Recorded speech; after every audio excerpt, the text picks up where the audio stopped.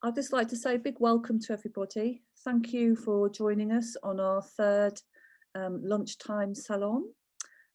This session obviously is around migration and communities, and we're delighted that so many of you have been able to join us today. So I'm delighted today to have Dr. Carl Emery and Dr. Rachel Lichtenstein with us today, who are going to be talking about migrations and communities. Carl is a Research Impact Fellow at the University of Manchester, the Institute of Education. He's interested in the stories of local communities and has worked on a number of projects across Greater Manchester, exploring and capturing the histories of communities, particularly around Ardwick, Hume and the Moss Side district. So thanks for joining us, Carl. And we also have Rachel. Rachel is a British artist, writer and curator who's internationally known for her books, multimedia projects and artworks that examine place, memory and Jewish history. And Rachel is also a reader in English and at the MMU, at the history department there. So thank you very much, both of you, for joining us today.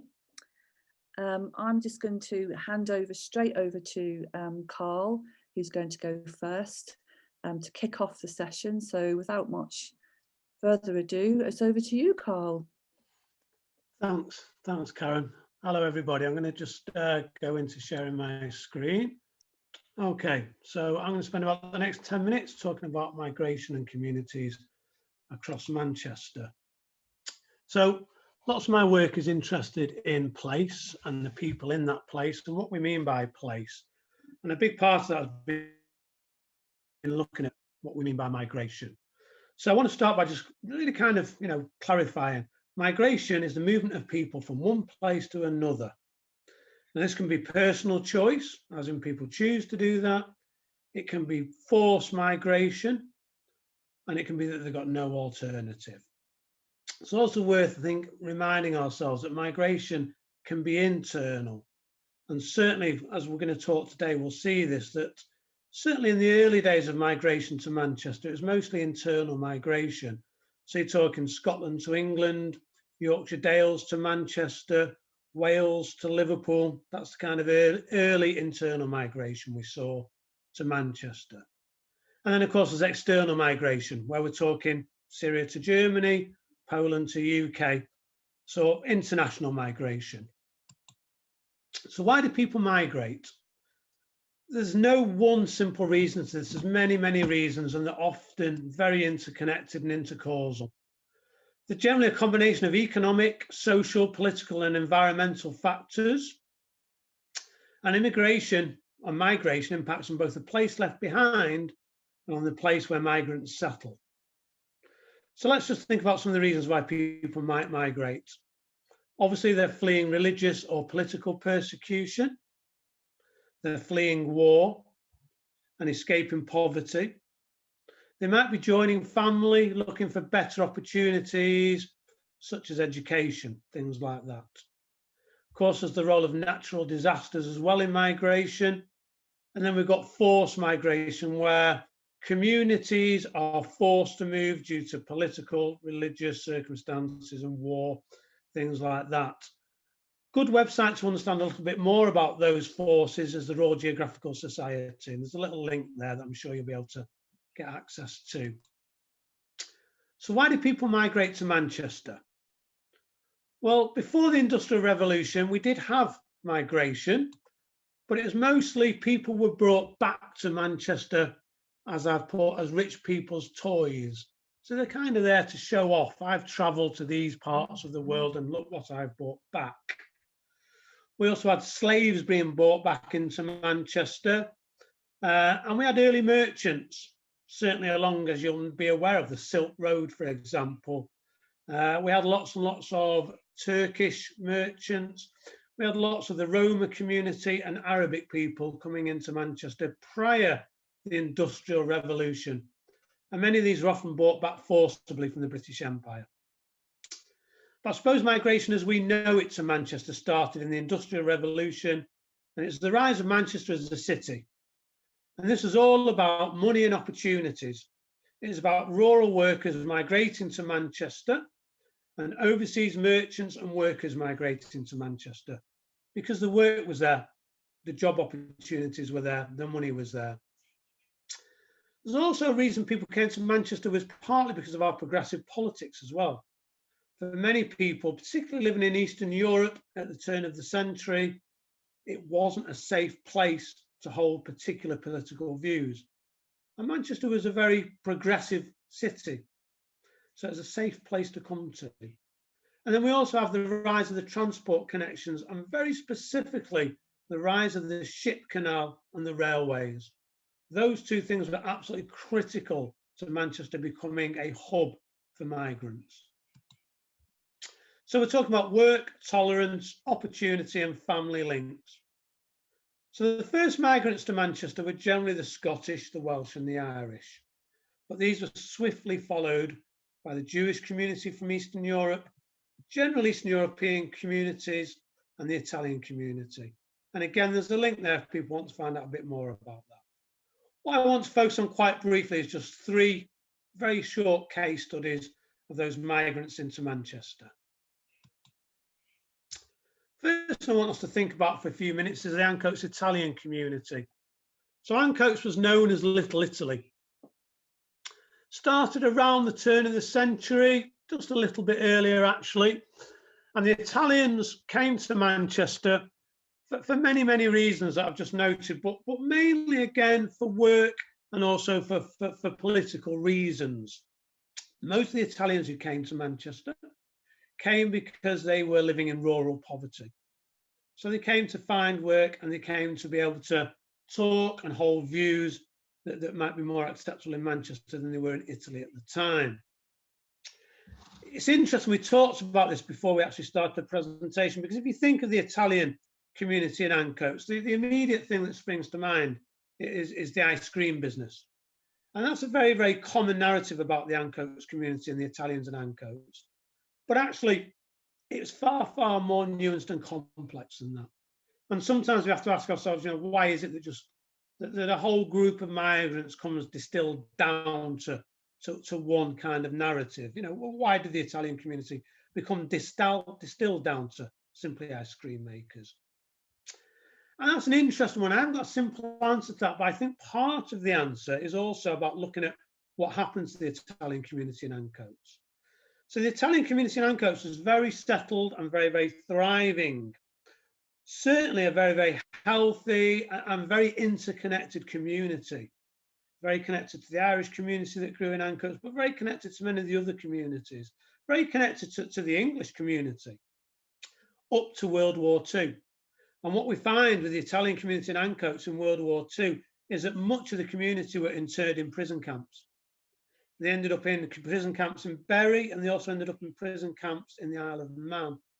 And actually, one of the kind of pretty unknown tragedies of the Second World War was that there was a sinking of a ship that was going to Canada, carrying Manchester Italian community, who were being moved to Canada during the war. And that ship was sunk with very, very high losses. It's not really well known today, but I do wonder sometimes whether this ice cream narrative is a kind of bit of a whitewash to simplify that Italian community. There's some links there, and there will be some links that you can follow these up later. Another community in Manchester is the Eastern European community, and this is a community that I'm personally connected to. And if you can see the same picture now in both my Zoom frame and on the PowerPoint here, because this is my family, and I've actually got it on the wall behind me. So in the picture there, you can see my great-grandmother and my great-auntie, and that's the church in Salford in around about 1944. My great-grandmother came from Eastern Europe. My family originally came from Albania, and like many people around the turn of the century, migrated because of political persecution and poverty. Huge churn in Eastern Europe at this time. very interestingly, my family followed a very, very common route in that they went from Albania to France, and then they came into England from France and came to Liverpool, and actually briefly settled in Liverpool. But due to the rise of the ship canal, due to the rise of the railways, and due to the rise of industry in Manchester, moved to Manchester. And my family came to Manchester in about the mid-1920s. They were part of a big group of Eastern European migrants, very much connected to the Polish and Ukrainian communities. And actually in Manchester, certainly in my childhood, up until about 10 years ago, those of you may well remember, there were many, many Ukrainian and Polish social clubs across Manchester. So certainly I've lived in South Manchester all my life. I was very aware of the Polish club in Whalley Range and Old Trafford. I was very aware of the Ukrainian club in Old Trafford. So these communities were very much thriving and very much part of the local community.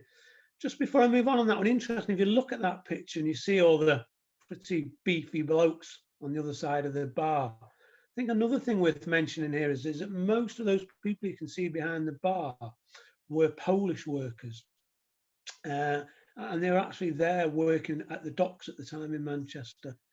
What's interesting about this for me particularly is that we've got this whole narrative about Eastern European migration again, about the Polish and the Ukrainian communities coming into Manchester. It isn't new, you know, and I think it's really interesting how there hasn't been a backstory, particularly connected to the Second World War, around how the Eastern European, Albanian, Polish, Ukrainian community were a huge part of our response in the Second World War. The final one I'm going to look at very briefly is the Yemeni community in Eccles, who arrived in the 1950s, and this was one of the first Yemeni communities in England. They came to Eccles specifically because of the industry there, regarding being, again, located as a thread here, being located next to the ship canal. And the Yemeni Eccles community has been settled since the 1950s.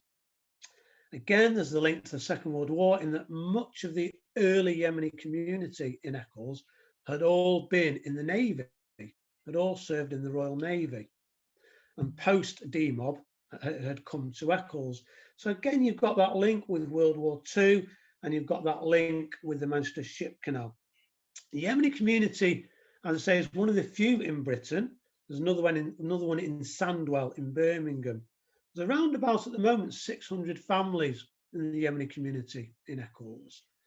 And there's a great web resource there, again, which I've put a link to in the chat, about the Yemeni Community Association. I'd really recommend people go and have a look at that, as I say, for a very sort of interesting story of a very unique community that has been thriving and really has been very much under the radar for the last 20 or 30 years. So I'm going to stop there now because I'm very aware that I've probably already gone 5 minutes over my time slot. I'm going to hand over to Rachel, but I'm sure we'll revisit and explore some of these short case studies as this session moves on. Thank you very much, Carl. So I just want to talk briefly about one particular community, the Jewish presence in Manchester, which, as far as we know, dates back to around the 1740s onwards, when mainly Jewish migrants from Germany and Holland made their way to Manchester via the port cities of London and Liverpool. At that period, most were poor Ashkenazi Jews seeking new economic opportunities. The majority made a precarious living at that time, hawking old clothes, optical lenses, umbrellas, and other cheap goods on the streets. There was a great deal of prejudice towards all foreigners and Jews at that time, as I think is clear in this anti-Semitic depiction of a Jewish peddler in this 18th century woodcut. The earliest known settlement, record of Jewish settlement, is a license of residence that dates back to 1798, allowing a shopkeeper called Jacob Nathan to live in the Manchester area and its neighbourhood. Jacob and his brother Lemon came from Bavaria and kind of spearheaded Jewish settlement in a then rundown area of narrow courts and alleys around the Stud Hill and Miller Street, called Manchester's Old Town. And you can see here on this map the location of what is thought to be the first synagogue in Manchester. By the late 18th century, wealthier Jewish merchants had settled in the kind of burgeoning industrial city of Manchester, again predominantly from Germany and Holland, to export cotton and textiles back to their home countries. And certainly by the 1850s, there was a community of approximately 1,000 Jewish people living in Manchester. And as the Jewish community prospered, a middle-class community settled what was in then the semi-rural city suburb of Cheetham Hill. Manchester's first built synagogue, the Orthodex Great Synagogue, which you can see in this sketch on the left, opened in 1858. On the right, you can see the canopy of the town hall, which was a popular place for weddings and receptions. And in the back of the sketch, you can see the tower of the church, which overlooks the Jewish quarter of Red Bank, where many immigrants settled from the 1880s onwards. The community of Manchester rapidly expanded as mass immigration from Russia and Eastern Europe happened following violent pogroms across the Pale of Settlement. And this is the period where you have hundreds of thousands of Yiddish-speaking, poor Ashkenazi immigrant Jews fleeing in their millions actually from the area. Many went to America, over 100,000 settled in London, but many others came to Manchester where there was already a Jewish community and settled predominantly into the poor quarter of Red Bank, living in already rundown housing and tenements in extremely poor circumstances. And as is in the case with many immigrant groups, as Carl has mentioned, they worked in the trades that they had brought with them that were predominantly the tailoring trades, the fur trades, cabinet making, and in Manchester, particularly caps and raincoats. There was a lot of factories there.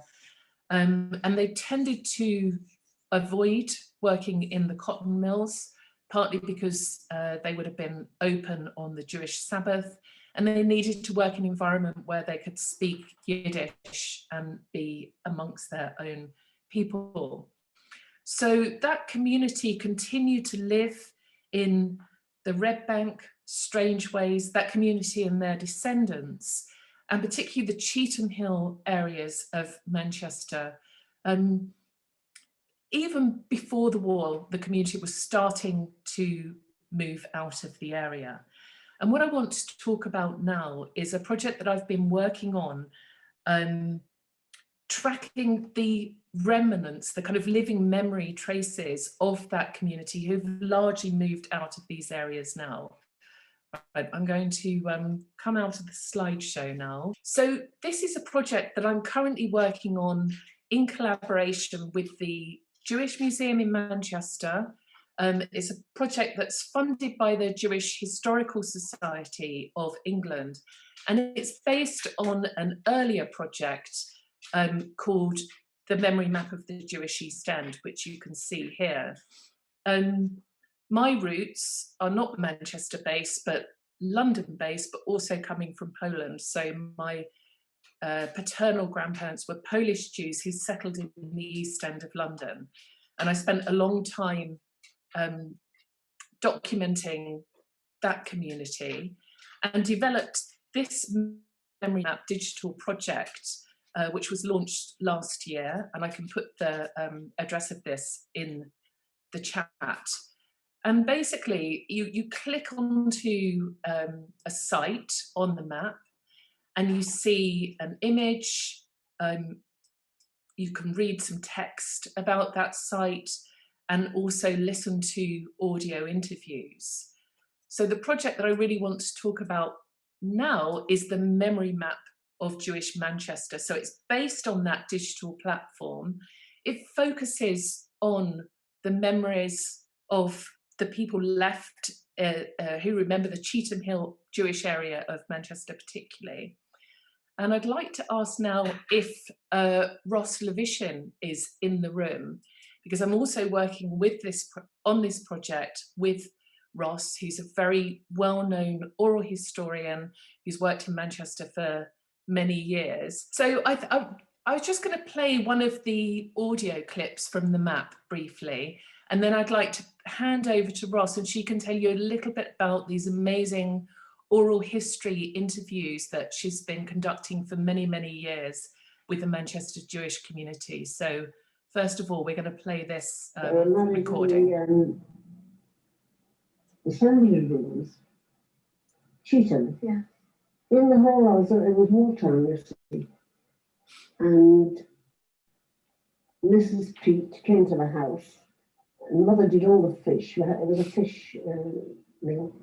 All the fish and all the sweets and everything was done in our house. And we bought all the crockery, all the plates and everything, sugar and whatever was necessary. And that's how the weddings were done in those days. This Mrs. Pete would come and do these things in the house. She would have her waitresses to wait on. And then there was always a lot of friends that helped. Okay, I'm just going to stop that there and stop sharing my screen. So Ros, thank you very much. Can I hand over to you, Ros, for a moment, just to tell us a little bit about this work that you've conducted over the decades into Manchester's Jewish community? Yeah, I started interviewing the children of immigrants, the immigrants who'd come to Manchester at the turn of the century in the 1890s and 1900s. I was interviewing their children starting in the 1970s. The immigrants themselves had mostly died. Very few immigrants left at that time. So it was their children who'd come over with their parents in the 1890s, 1900s, and who themselves were now old people. And it was a project that I did with Bill Williams. And I interviewed from 1976 onwards, hundreds and hundreds of these children of immigrant Jews, and recorded their life stories. Sometimes there were memories of being a child in Eastern Europe, and other times they were born in Manchester. And oh, my battery's running low. I hope I don't run out. Yeah, the interviews are now housed in the Manchester Jewish Museum. And it's those interviews that we're using for the memory map, because many of those immigrants, they were living in the Red Bank area, Strangeways area, the Cheetham Hill area, Hightown. When they became more affluent, they moved higher up the hill and into better housing. And it's those interviews we're tapping into for the memory map, and we're linking their memories to places on the map. So people's memories of streets and memories of institutions and just memories of playing on the streets. And, you know, and we're starting just with maybe 30 to 40 places, but hopefully the map will grow even after this particular project ends. Hopefully the Jewish Museum will be able to continue to add to the map, because there are literally hundreds and hundreds of interviews that can be tapped into. So basically that's what we're doing at the moment. Ros, thank you so very much. We're incredibly grateful. But I'm particularly incredibly grateful to be collaborating with you on this project, because as I say, my area of expertise is the Jewish East End, and I've been doing a similar thing there for about 30 years. But it was wonderful to meet Ros and to be able to kind of geolocate those stories and those memories, often to places that no longer exist. So it's a lovely way to be able to kind of access those stories and it will be a freely available website that will be launching in October of this year. Carl, I've just started to talk there a little bit about the similarities between different groups of immigrants coming to the cities of Manchester and London. I've talked a bit about the Jewish community there, but we were talking earlier about the Italian community as well, arriving in the same period. I think it would be very interesting to do some further work on the connections, and I'm sure there's lots of connections. I certainly know within the Jewish community. Yeah, I think you're right. I mean, there are. It's very interesting, isn't it? Because there are commonalities and there's great differences as well, isn't there? You know, and it'd be really interesting to explore them more. I'm just looking at the questions in the chat around the Italian political situation, and I think this taps in as well to what Rachel was speaking about around the Jewish community. So certainly in Italy, you know, in the late 1800s, what you had was essentially principalities to a degree. You had very defined local communities where it wasn't that far removed from serfdom, in that peasants worked the land, and there's absolute desperate poverty. So desperate poverty, notions of working class consciousness, notions of the development of socialism, all of those kinds of ideas were bubbling around in Italy at that point. And if you look at Italian history around about that point of the turn of the century, you know, you'll see that there's all sorts of, it's very hard to describe Italy at that point as a unified country particularly. It is to a degree, but it's also a country of many countries with very, very divergent political processes, very divergent political leadership, and a growing consciousness among those in real poverty that, you know, that socialism, particularly at this point, and particularly located in Manchester, had something to offer. So there's a political movement there, and there's also the freedom of expression as well. Oh, the Italian people who are interred. Sorry, yeah. Yeah, I mean, that really is a big story. I spoke to a friend of mine about this because she's Italian, and her family were original Italian immigrants into Ancoats. And in fact, I went to school with a number of Italian families in Manchester who were connected to those original Italian immigrants. And I really didn't know much around that story around the internment, and that's something that really has been brushed over. It's quite shocking when you start digging into it. The Andorra Star, I can see in the link there, someone's packed up. That's great. Yeah. And was that the boat that the Italians were torpedoed on? It says it had German prisoners of war on too, and it was sank by a German U-boat, and I think that is the same boat. So that was the boat transporting the Italian community over to Canada.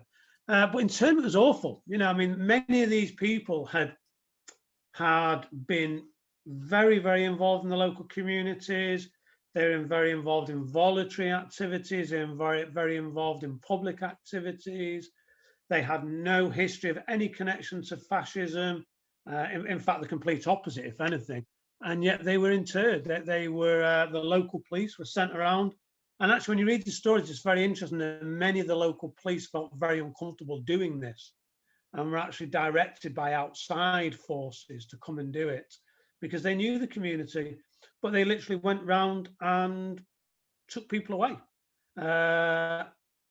Often the women were left behind. I noticed that in the chat. Often the women were left behind, but the fathers and sons were taken. And I heard a terrible story only recently of a friend's Italian uncle who actually committed suicide whilst on the Isle of Man, for obviously many, many, many different reasons.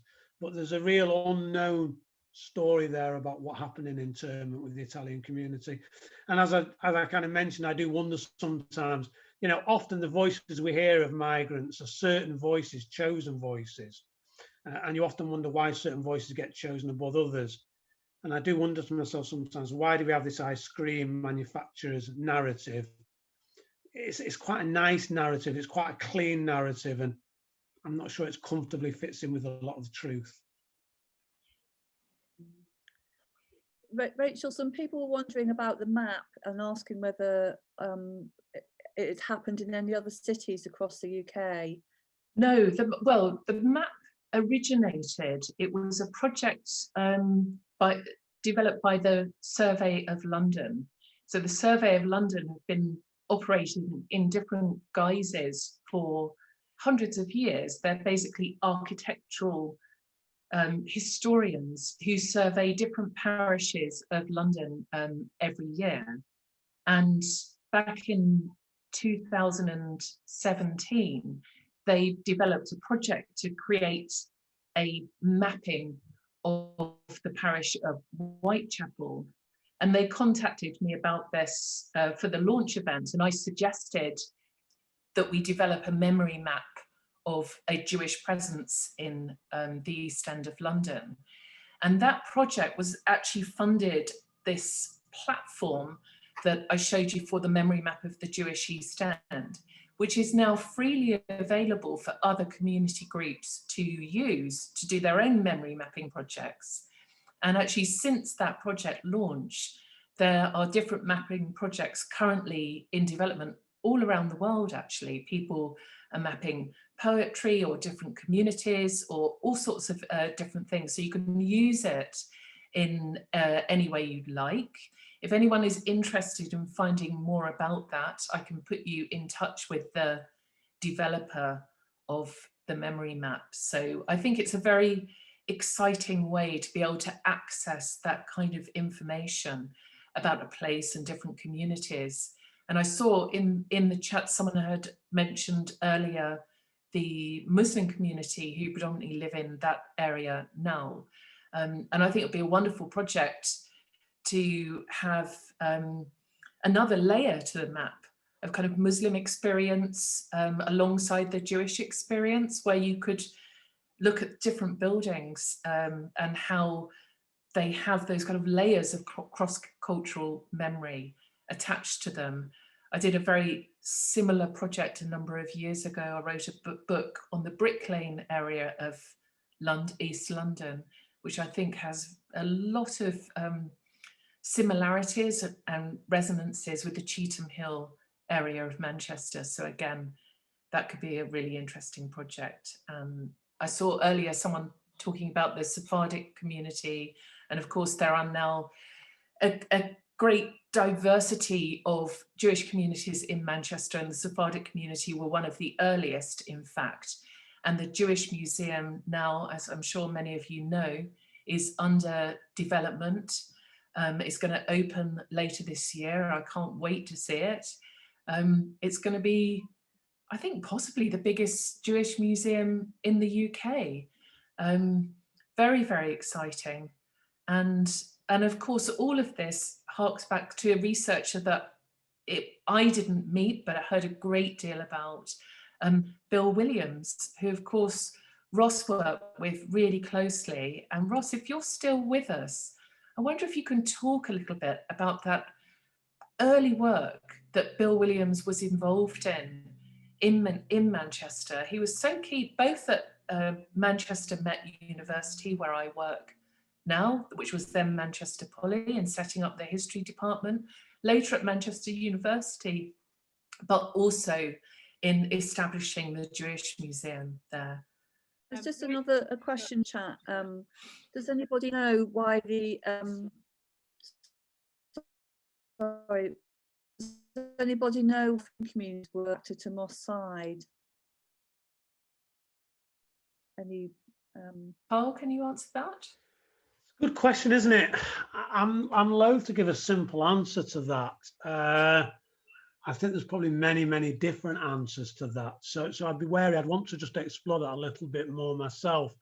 The work I've done in Moss Side and Hume has been very much connected to the initial Windrush generations. And then the story of that's fairly well known. But again, I'm wary of simplifying things because there was already an Afro-Caribbean community in Manchester prior to Windrush. So it didn't just happen with Windrush. I think it's important to state that. It's also important, someone's put in the chat around the Iraqi and Syrian merchants, and that's absolutely right. You know, actually before the industrialization of Manchester, certainly Iraqi and Syrian and Arabic merchants were regularly in Manchester, and that's kind of been overlooked, really, that the first real migrants into Manchester were very much from the Arabic lands, and that was very much around the merchant community. In terms of, I'm just trying to answer some of the questions I can see in the links. Dave is asking about the Irish community as well, and I've done lots and lots of work on that, actually. My work in Ardwick is very much connected to the story of the Irish community in Ardwick particularly, which had a very, very strong presence. But it's also about these layered communities, because yes, the Italian community was very much located in Ancoats, but actually the Italian community very much intermixed with the Irish community in Ancoats. You know, that there's many parallels within those communities. And both of those communities, you know, moved over into Ardwick. And you can see that as you look at the sort of mapping of Manchester. And again, how certain stories become set in stone. So really, you know, you often hear that Ardwick is the home of the Manchester Irish community. Well, it certainly was a very, very popular destination for the Manchester Irish community. But actually, Ardwick in the last 30, 40 years has become very, very different again. And if it is certainly a home now, it is very much a home to the Turkish and Chinese communities of Manchester. So, you know, these places are ever fluid, they're ever changing. And I think that's something that's important to sort of, you know, emphasize in this, really, that these things aren't fixed. So, you know, we often talk about the Afro-Caribbean community and link it to the Windrush generation. And clearly that's a big part of that story. But there was a time before that. We talk about the Irish community of Ardwick, but that was one community in Ardwick. And really the Ardwick community has been much, much more than the Irish community for the last 30 or 40 years. Pia, I believe, had a question about the Italian community. Is that right? I think Pia, she's got a couple of questions. One bit further down, I'm sorry, I think we've just a slight mix up with the messaging, but it's didn't the Afro-Caribbean start in a sailors' hostel in Moss Side was one of the questions. And the other was how do people in migrant communities in places like Old Trafford record and celebrate their varied migrant heritage? Good question. I'll just quickly, there's a question about the barrel organ, and I love that question because I found that out myself as well, that one of the other very, very popular kind of industries or economics around Little Italy and Ancoats was the Mancini family. And the Mancini family rented out barrel organs. They were the barrel organ kings of Little Italy. And it was a very, very successful and very, very prosperous business until the invention of the gramophone record. So yeah, that did for the Mancini's barrel organs. Rachel, is there anything you want to come in on? I just want to mention, I put the link into the chat there, that somebody had talked about this wonderful digital project that some of my colleagues at MMU produced, where they made a kind of virtual 3D experience of the Reformed Synagogue in Manchester before it came down. So if anyone wants to have a look at that, I've put that into the chat. So I think it's very exciting development, digital heritage projects. And when we launched the original memory map of the Jewish East End last March, it was just as the kind of lockdown had happened. And we hadn't planned it that way, but it was so joyful for people to be able to easily access those stories and memories in their homes. So I think it's exciting how new technologies are allowing us access to these kind of previously hidden histories and stories within our cities. It's an interesting one, isn't it, Rachel? Because I was thinking about this last night, and we're talking about these new technologies, and I was thinking about place, because most of my work is about place. My research is about place and poverty. And actually new technologies, again, are really, there's a real tension there, isn't there? Because actually one of the real issues around place is how new technologies and globalization have really challenged how we understand place and what place is. So someone posed a question about, Old Trafford and Whalley Range and gathering the stories of these communities. But many of these communities in Manchester now are so fluid and so fast moving, and places is almost a different thing. So certainly for my generation, place was somewhere that people stayed in for generations in areas of Manchester. That's changed drastically. And place might be for some communities somewhere whereby you're there for 18 months and then you're moving on again. And place has become something quite messy, and I'm not sure what it is at the moment. I'm trying to understand myself and my working hard at what place is at the moment, because there's historical versions of place, there's present versions of place, there's also mythical versions of place, and nostalgic versions of place, and what we wish place was and what we want place to be. If that's, I hope I'm not getting too academic there. Well, not, but I think, yeah, I mean, if I can just come in there, because this is very much at the core of my own research as well. At Manchester Met, I'm the co-director of the Centre for Place Writing, which I've just put into the chat there. And we ran a project last year, and we're doing another one this year, looking at the shifting meanings and ideas of place since the pandemic. yeah. Right now we're all connecting in a virtual place and talking about places that maybe no longer exist. I'll also put into the chat, I wrote a piece talking of Jewish immigration about a place that has literally been wiped off the map. We talk about immigration to Manchester, but where are those places that people came from and why did they come? My own family came from a shtetl in Poland that has just no longer exists. It's been completely erased. So during the pandemic, I tried to do some digital research and Skype interviews to access that place. And I think particularly when we're talking about immigration, to talk about place is really essential, and belonging, and also that sense of straddling two places that often happens with those communities. Yeah, I like that. I'm just looking at what Maria's put in the conversation there. People develop mythologies about the old country and their places of heritage. Absolutely. And those mythologies are there to serve a purpose, aren't they? And sometimes, what I'm interested in is, I think it's, they're often connected to stories of power, and they're connected to struggles, and they're connected to loss.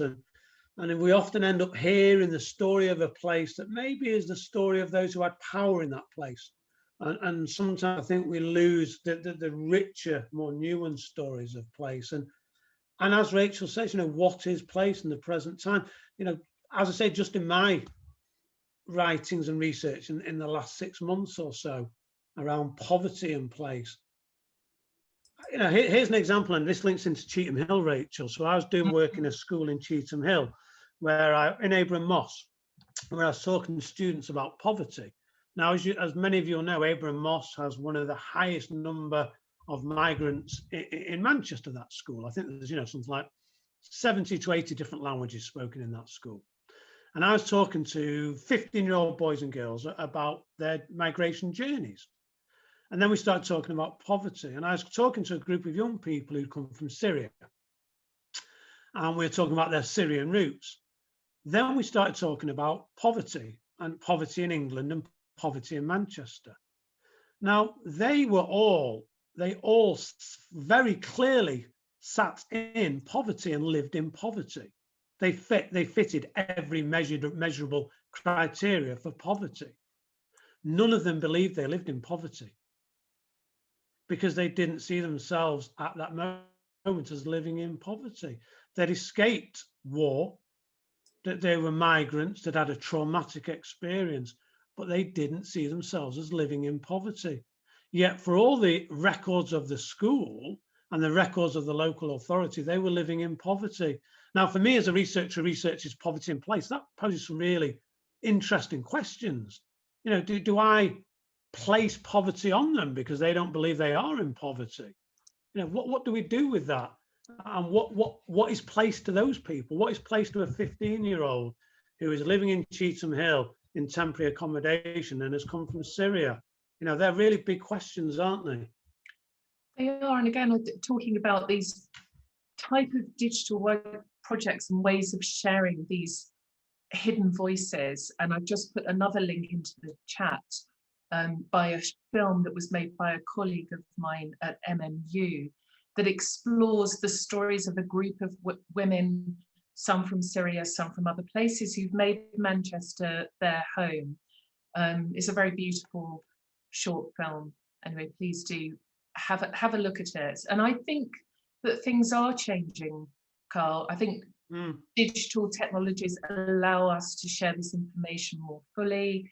Methodologies such as oral history, which are becoming much more widespread now, allow us to hear those hidden voices, and for people to, and even social media, of course, as well, allows people to tell their own stories about their place that they come from and also their communities. Yeah, Great. absolutely. Yeah. I was just saying, Ros is back with us now again. Okay, Ros, yeah, Ros, I was just wanted to ask you if you could talk briefly about Bill Williams, who you knew very well and worked with for many years, because I think you can't talk about Jewish Manchester and not talk about Bill Williams. So over to you, Ros. Yeah, well, of course, I mean, Bill's work on the Manchester Jewish community was absolutely phenomenal. And his book on the making of Manchester Jewry is really the go-to book for the early years of the community. He was an amazing individual. He died about 2 years ago. And he didn't only work with the Jewish community, but he also worked with other immigrant groups in Manchester and was very interested in mapping and helping them with their histories. He really was a pioneer of oral history, and hence I went to work with him to start interviewing just ordinary members of the community. It wasn't about interviewing the rich and famous, it was very much about interviewing the ordinary man in the street, and that was very much the focus. Just to get ordinary people's stories. And often people would say to me, well, why are you asking me for my life story? I wasn't anybody, I'm just an ordinary person. And we went, well, that's exactly who we want to speak to. We just want to hear, how you lived your life and what it was like as an ordinary person. And that was very much, Bill's ethos, uncovering, as we called it, the hidden stories, the stories that didn't appear in any archives and the stories that never got told. And he was very much a pioneer of that. And I work with the Oral History Society and the British Library, training groups who want to conduct oral history interviews, training them in how to do it, in the right kind of way. I mean, nowadays with data protection, you've got to be very careful on all sorts of levels.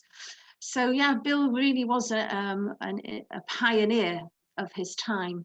And a lot of the work that the museum, a lot of the archives and the histories that the museum have really came from his pioneering work and the team that he got around him. And he started at Manchester Polytechnic. So Rachel, where you are is where he began. And it was a Polytechnic then, it wasn't MMU. But there was a Manchester Studies unit in the Polytechnic, and we all belonged to that unit. And from there came the film archive and the Northwest Sound archive. So much came out of that unit. It was amazing. And the Jewish Museum. So yeah. Thank you so much for that, Ros. It's really, really appreciated. And it's very important to talk about those early pioneers of this type of work. I heard about Bill for many years because I was working with his contemporary in London, the late Professor Bill Fishman, who again did lots of that early pioneering work. And I know helped Bill establish the Jewish Museum in Manchester. So it's really important to remember these figures, and the work that we're doing now and those that come after us is built upon that. So thank you very much, Ros. We've got about sort of 5 or 6 minutes left. I was just wondering whether, obviously there's still questions in there if people are still looking, but are there any sort of closing thoughts from you both around this kind of subject matter, and potentially, you know, what the future holds, you know, in telling these stories, particularly around migrant? I mean, you've already said quite a lot, Rachel, around digital technology and using that. Just wondering whether you had any final thoughts that you could share with us on, you know, how we can tell these stories, and so that they're more in the public, you know, that they are more in the public space. We talk about hidden histories, and how do we make them more visible in our public spaces? Well, I do think that platforms like the ones that I've shared with you are really good ways of doing that, and also to encourage people to get involved in recording their own stories, their families' stories. You know, as Ros says, there's training is quite easily available, but here we are all on Zoom. This is an amazing platform for actually conducting oral history interviews. During lockdown, I've conducted lots of interviews over Zoom with people all over the world, and it's free, it's easily accessible. So if any of you who've come along today are thinking, oh, you know, I really should be recording my family's story or even my own, have a Zoom call with somebody, have those conversations, because part of the thing is it's not just about sharing, but it's about actually making sure that you document those stories within living memory before people are no longer with us to tell those histories. And I can just add to that, Rachel. Yeah, so if I can add to what Rachel said, so one of the programs I run is called Local Matters, and that's a research program that works with schools and teachers across the northwest of England. And as part of Local Matters, one of the things we do is we train teachers, children, community workers, just members of the community to be social justice researchers. And as social justice researchers, we get them to then go out and gather the stories of their community. And those stories are then brought back into the school to reshape the curriculum. So we're doing that at the moment across Blackburn, Bolton, the Wirral, Stockport. So if any of you, are interested in knowing more about Local Matters and how that works and what we do, please just get in touch. But so that's one of the things that we're doing. We're actually training people as community researchers to investigate and gather those stories. And then we support the school in bringing those stories into the bigger narratives. And I think that's maybe answering your question, Karen, around the grand narratives. These stories need to become part of the bigger and grander narratives. So when schools are working on the curriculum and they're looking at things like rivers, why aren't we telling them the story of the Manchester Ship Canal and the story of migrants connected to the Manchester Ship Canal? If you're a school that's backing onto the Manchester Ship Canal. It's about using those local stories and local histories and collective memories and bringing them into the school curriculum. And that's a big part of my research at the moment. So that's trying to develop those things. I will put a link of Local Matters into the chat. Great. What we will try and do is potentially gather the links as well and send them out to people if people haven't managed to get them today, because there's been a lot of really interesting stuff from people as well. We've got about 2 minutes left, so I just really want to thank Rachel and Carl for a really fascinating and interesting talk around about why migration and about the different projects that you've been working on, which is absolutely brilliant. Also, thank you for everyone who's come today to share with us some of these the talks, but also really interesting questions there as well around migration as well. As I said, we will send out links to you tomorrow in a feedback form, and And yes, so thank you so much for coming. I just want to say thanks everyone as well anyone who's donated today to help support the session.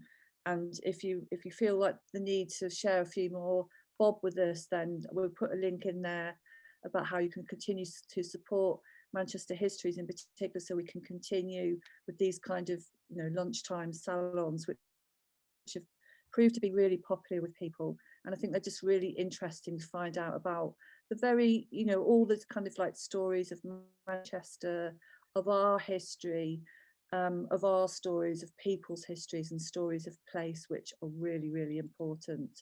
So big thanks for everybody. I want to thank Janine as well, who has helped to coordinate and manage this salon today. And we have another one coming up next week on, if you're interested in the history of pets or pet loss, then please join us next week. We've got a fascinating talk around how our relationship with our pets has been formed over the centuries, but also looking at pet loss as well. So please do come back and join us for that. And we will be doing another season of salons in the autumn. So this is one more left of this season, and then we'll come back again in the autumn. So it is now exactly 2 o'clock. We do like to keep to time. We hope you've enjoyed your lunchtime experience with us, and also just want to thank Ros as well for your contribution today as well. Thanks so much for joining us. So that's it, everybody. Thank you so much, and have a lovely day, and hopefully we'll see you again in another one of our amazing salons. Thank you.